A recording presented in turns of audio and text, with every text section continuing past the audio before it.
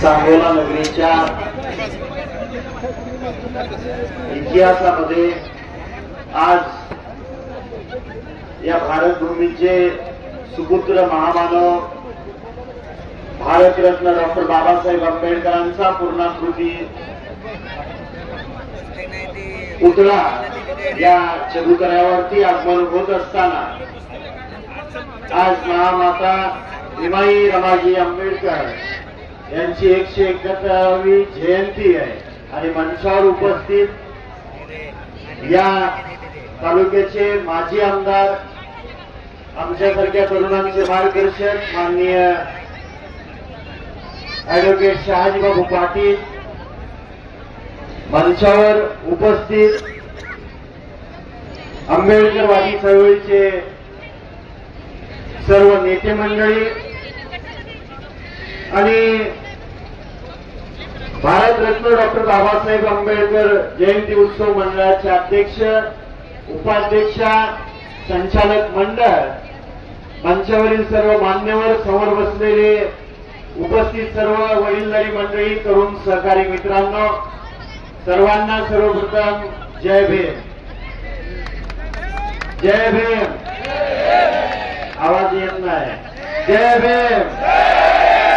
जय भीम. मला वाटतं सकाळपासून उन्हामध्ये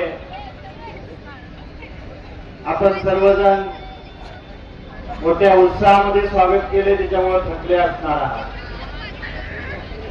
या तालुक्याचं ज्यांनी 60 वर्ष प्रतिनिधित्व करत असताना सर्व जाती धर्मांना सोबत घेऊन हा तालुका आणि मतदारसंघ शांततेत टिकला पाहिजे यासाठी कष्ट घेतले असे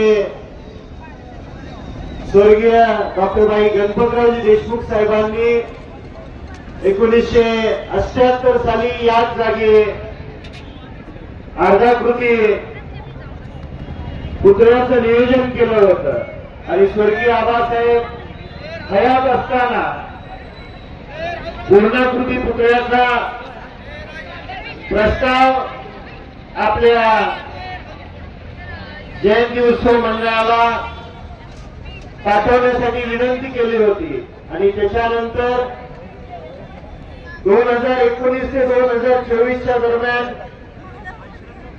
ऍडव्होकेट शहाजी बापू आमदार असताना शहाजी बापूंनी ती जबाबदारी उचलून या ठिकाणी स्वर्गीय आबासाहेबांच्या जो विचार होता त्याला साथ देऊन भारतरत्न डॉक्टर बाबासाहेब आंबेडकरांचा या सांगोला नगरीमध्ये पूर्णाकृती पुतळा व्हावा याच्यासाठी सर्वांनी कष्ट घेतलं. बापूंनी सरकार दरबारी मागणी करून निधी उपलब्ध करून दिला आणि ज्या महामानवाने समता, बंधुता आणि स्वातंत्र्य हे आपल्याला संविधानाच्या माध्यमातून दिलं गेलं आणि त्या महामानवाचा पुतळ्याचा आगमन आज सांगोला नगरीमध्ये होते. हे तुम्हाला सर्वांसाठी या सांगोला नगरीच्या इतिहासासाठी ही अभिमानाची गोष्ट आहे. आज महामाता भीमाईंचा आज 171वी जयंती आहे. निश्चितपणे तुम्हा सर्वांना त्या जयंतीच्या खूप खूप शुभेच्छा देतो आणि आज या ठिकाणी मारुतीबाईंनी संविधानाची प्रत वाचण्याचा चांगला उपक्रम हाती घेतलेला आहे. भविष्य काळामध्ये डॉक्टर बाबासाहेब आंबेडकरांचा विचार टिकला पाहिजे, संविधान टिकलं पाहिजे आणि संविधानाची अंमलबजावणी 1960 सालापासून या देशामध्ये होतीये. तो विचार टिकवण्यासाठी आपण सर्वजण भविष्य काळामध्ये काम करूया. बरंचसं काम अपूर्ण आहे.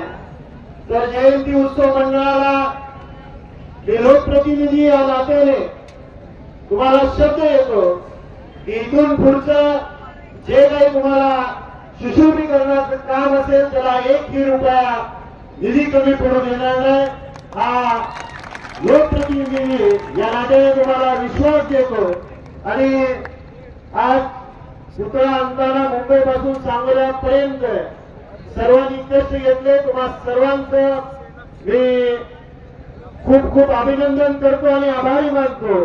त्याचबरोबर हा पुतळा ज्यांनी तयार केला असे कारागीर आणि या पुतळ्याच्या आगमनासाठी ब्रह्मविधीसाठी आलेले कोल्हापूरहून आलेले भक्ते साहेब असतील, भक्ते संबोधी आणि भक्ते गोविंदा मानोरा यांचंही मी आमच्या या सांगोला नगरीमध्ये तुम्ही एवढ्या महत्वाच्या क्षणी आला त्याबद्दल तुम्हा सर्वांचं अंतःकरणपूर्वक आभार मानतो। जयंती उत्सव मंडळाचा आभार मानतो आणि थांबतो।